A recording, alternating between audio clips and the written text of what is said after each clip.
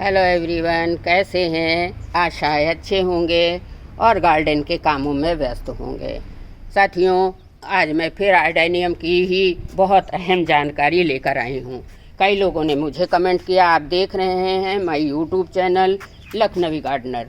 कई लोगों ने मुझे कमेंट किया कि मैम, आपके गार्डन की तरह हमारे गार्डन में ना तो अच्छे से ग्रोथ है और ना फ्लावरिंग है। देखिए, इसमें प्रूनिंग के बाद कोई भी पत्तियों का जगह नहीं है, कलियों का गुच्छा ही गुच्छा निकल के आया है। तो कोई ज़रूरी टिप्स दीजिए। तो मैं आपको बताना चाहूँगी कि अगर आप भी मार्च के लास्ट से ही अपने एडेनियम के प्लांटों में इस तरह की फ्लावरिंग, कलियाँ, ग्रोथ चाहते हैं तो वीडियो को शुरू से अंत तक देखिएगा। ये वीडियो आपके लिए ही है, बहुत ज़्यादा आपको काम में आएगा।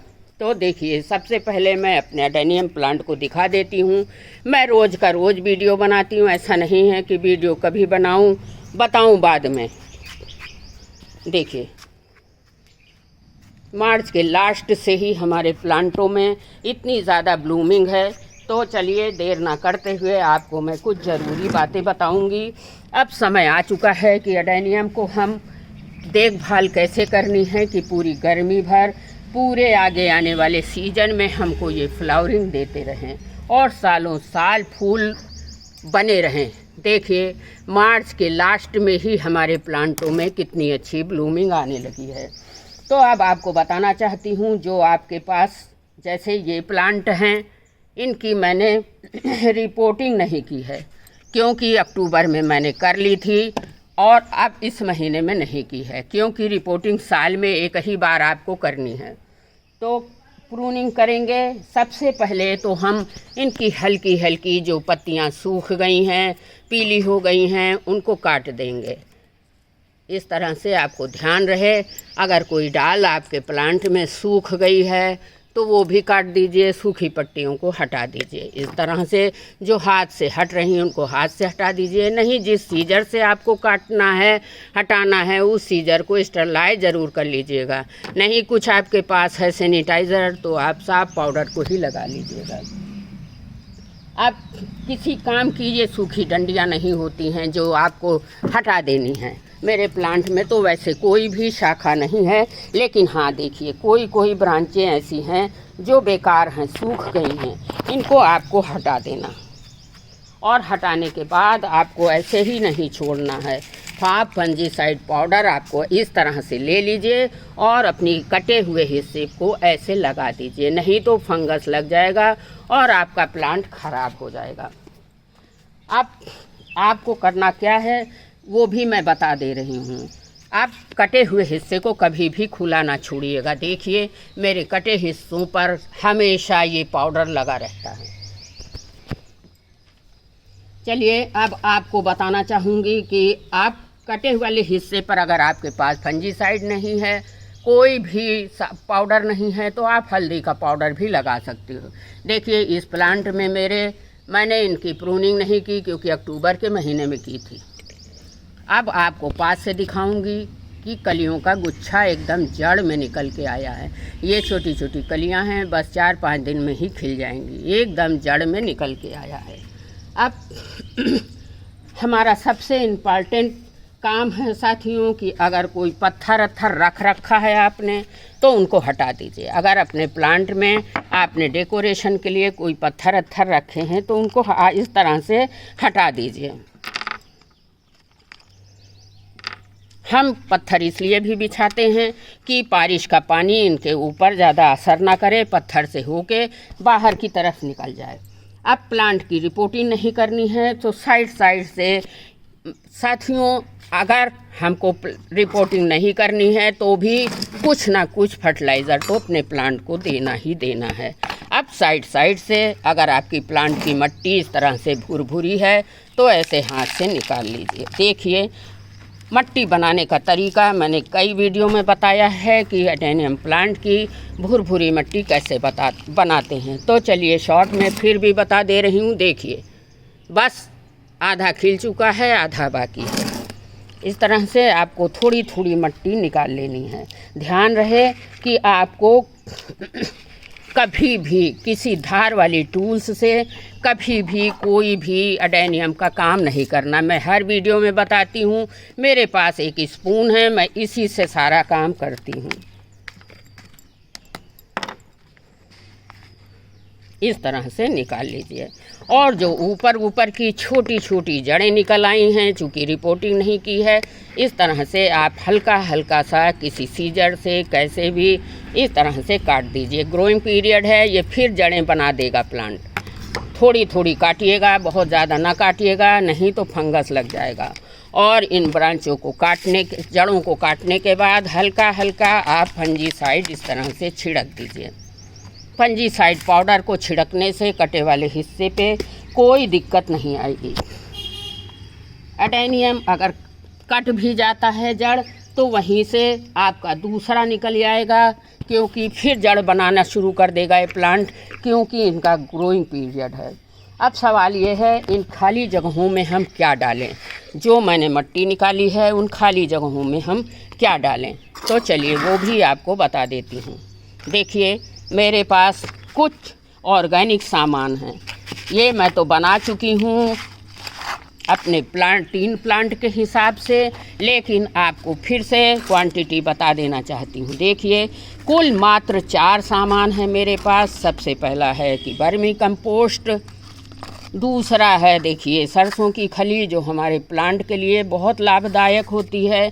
तीसरा है वुड ऐश, छोटे छोटे डिब्बों में इसलिए लाई हूँ क्योंकि नाप के डालती हूँ। ये है थोड़ी सी बोन मील। इन सारे चीज़ों का मिश्रण हमको बना लेना है, और मेरे पास बना हुआ है, वो भी आपको दिखा रही हूँ। ये देखिए, अब बस इसमें थोड़ी सी फंजीसाइड पाउडर आपको मिलानी है।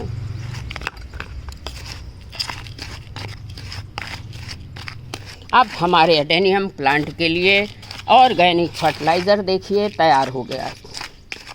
अब प्लांट में कैसे डालना है वो तरीका भी आपको बताऊंगी। एडेनियम का काम साथियों मैं बिना ग्लव्स के नहीं करती हूँ, लेकिन आज ग्लव्स नीचे छूट गया है, तो अभी भी इसमें थोड़ी मिट्टी ज़्यादा है, उसको भी निकाल लेना है। समय समय पर आप अगर इस पे फर्टिलाइज़र करते रहेंगे, पानी की अधिकता नहीं करेंगे, प्रॉपर धूप में रखेंगे, तो इसी तरह की फ्लावरिंग मार्च के महीने से ही आपके एडेनियम प्लांट में होने लगेगी। तो चलिए अब करना क्या है, देखिए, मुट्ठी से ही एक मुट्ठी हर प्लांट में इस तरह से ये ऑर्गेनिक फर्टिलाइज़र मिक्सचर डाल देना है। फिर से बता देती हूँ मुँह ज़बानी कि इसमें एक तो सबसे पहले वर्मी कंपोस्ट मिला हुआ है, दूसरा मिला हुआ है 1 चम्मच बोन मील, जिसमें फास्फोरस और कैल्शियम होता है। हमारे एडेनियम प्लांट के फ्लावर के लिए बहुत फ़ायदा करता है। और दूसरी चीज़ है इसमें सरसों की खली साथियों, दूसरी चीज़ सरसों की खली है। तीसरी चीज़ है वुड ऐश। वुड ऐश में पोटाश की मात्रा होती है, जो फ्लावरिंग प्लांट के लिए बहुत आवश्यक होती है। मैं कभी भी अपने गार्डन में केमिकल का इस्तेमाल नहीं करती हूँ। आपको कई बार बताया है मैं केमिकल का इस्तेमाल नहीं करती हूँ, फिर भी कई लोग पूछते हैं मैम कोई केमिकल फर्टिलाइज़र बताइए, तो आपको बता देना चाहती हूँ कि 19-19-19 आप डाल सकते हो, क्योंकि अगर केमिकल का इस्तेमाल करते हो। और ध्यान रहे साथियों कि आपको बहुत ज़्यादा मात्रा में केमिकल फर्टिलाइज़र नहीं देना है, नहीं तो उस समय तो आपके प्लांटों में फ्लावरिंग आ जाएगी और बाद में चल के आपके प्लांट अफेक्टेड हो जाएंगे। अब आपको दिखाना चाहती हूँ मार्च के लास्ट में ही, देखिए यहाँ पे एक भी पत्ती नहीं है, और ये देखिए 8-10 फूलों का गुच्छा है, और कलियाँ तो बेहिसाब हैं। देखिए एकदम जड़ में निकला है।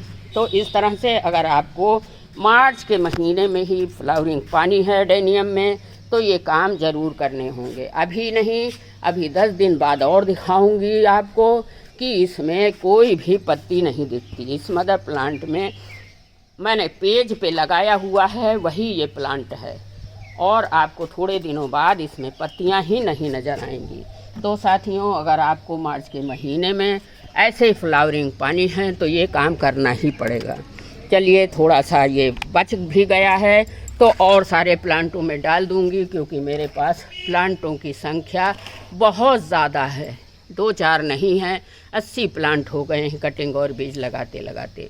अब लास्ट काम है हमको साथियों कि वाटरिंग करनी है, क्योंकि जो फर्टिलाइज़र हमने दिया है वो जड़ों तक कैसे पहुंचेगा। और ध्यान रहे कि जब भी फर्टिलाइज़र दें तो ऐसा पानी ना दें कि जड़ों ड्रेनेज होल से निकल जाए। अभी इतना पानी नहीं देना, इतना पानी देना है। सादा पानी 1 लीटर ले लीजिए, उसमें 1 चम्मच फंजीसाइड पाउडर मिलाकर ऐसे अच्छे से हिला लीजिए। देखिए पानी तैयार है। और प्लांट में इस तरह से थोड़ा थोड़ा इतना पानी दीजिए कि जड़ों तक फर्टिलाइज़र पहुंच जाए।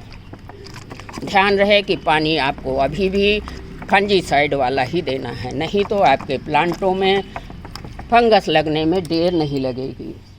समय समय पर आपको मैं हर जानकारी देती रहती हूँ, वीडियोस आपकी अच्छाई के लिए डालती रहती हूँ, क्योंकि कई बिगनर्स हैं जो मुझे कमेंट करते रहते हैं। एक लोग तो फ़ोन नंबर ले लिए, वो फ़ोन से भी पूछते हैं, नाम ध्यान नहीं है, और मैं उनको पूरा अच्छे से सब तरीके समझाती रहती हूँ। तो साथियों, अगर आपको इस तरह की फ्लावरिंग पानी है तो मार्च के महीने में ये काम ज़रूर करिए।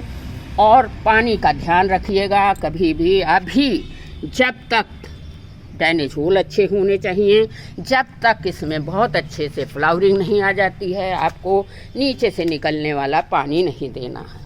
चलिए, आज के वीडियो में इतना ही। अपने एडेनियम प्लांट का ध्यान रखिएगा और समय समय पे फर्टिलाइज़र करते रहिएगा। ऐसी जगह रख दीजिए। देखिए अभी सुबह 8:30 बजे हैं और मेरे प्लांटों में धूप आ चुकी है। ऐसी जगह रख दीजिए जहां सुबह से लेके शाम 4 बजे तक, 5 बजे तक धूप आती है। इस जगह तो 5 बजे तक धूप रहती है। कल मैं वीडियो बनाने आई, 5:30 बज गया था शाम को, फिर भी यहाँ धूप थी। तो साथियों, अगर इस तरह से आपको मार्च के महीने में ही गुच्छों में कलियाँ भर भर के फ्लावर चाहिए, तो ये छोटा सा काम आपको करना ही करना होगा, तभी इतनी अच्छी फ्लावरिंग आएगी।